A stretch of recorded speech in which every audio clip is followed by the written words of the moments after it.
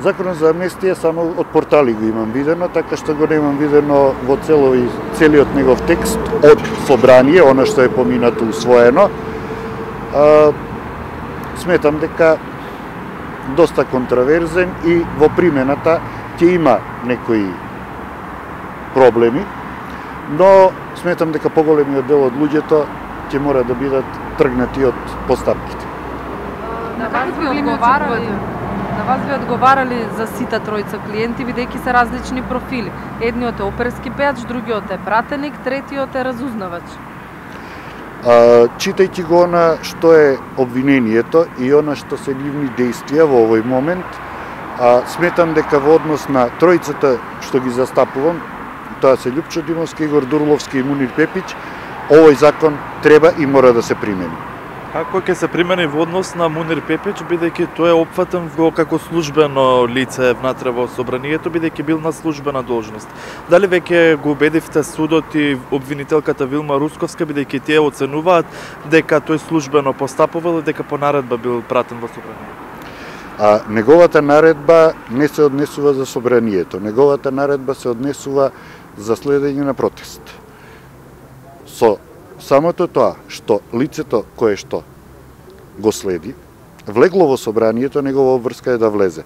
Така што тој нема апсолутно никакви службени задолжувања и обврски во врска со самото собрание, во врска со постапување на било која полициска единица, за да може да биде во оној дел за евентуално ги злоупотребиле своите службени овластувања.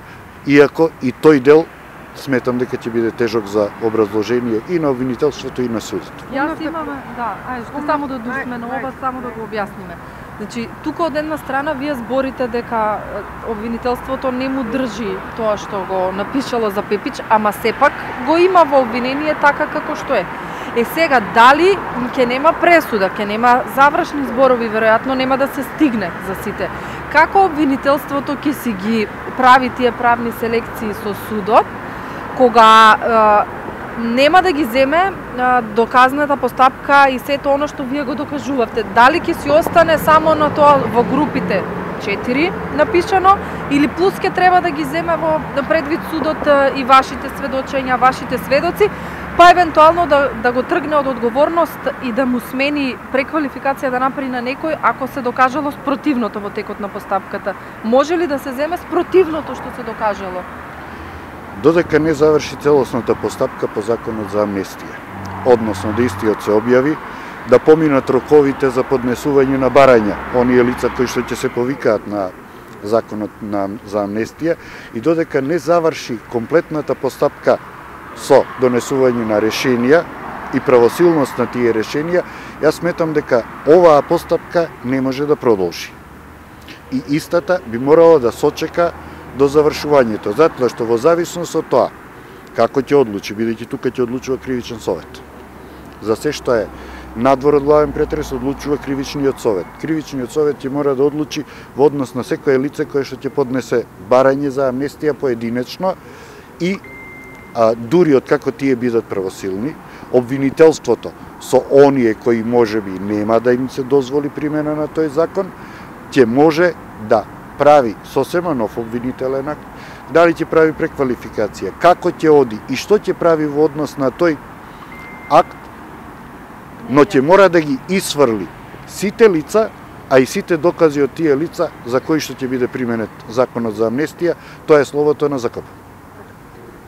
Или во самиот диспозитив да ги наведе како лице во однос на кое е применет закон за амнестија. Кои проблеми и слабости мислевте кога рековте дека законот е контраверзен и ќе произведе проблеми во пракса? Има многу проблеми во делот на тоа дека за насилството се дел од действија не се потпаѓа под законот за амнестија, кој на каков начин и како ќе ги толкува. Затоа што ако одиме по оваа логика на работите, ние ниту имаме докази премногу цврсти за многу лица дека поседувале неовластено оружје, немаме докази дури од она што го следевте, дека некои од лица со прикриен идентитет превзеле некое дејство на насилство. Така да кажете, не е докажано тоа.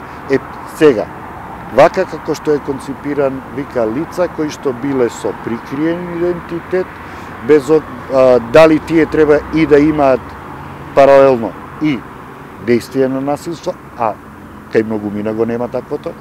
Бевте сведоци на поголемиот дел, така што затоа велам дека ќе биде доста контроверзно и мислам дека долго време нема да се одлучи по сите барања и оние кои што ќе ги поднесат.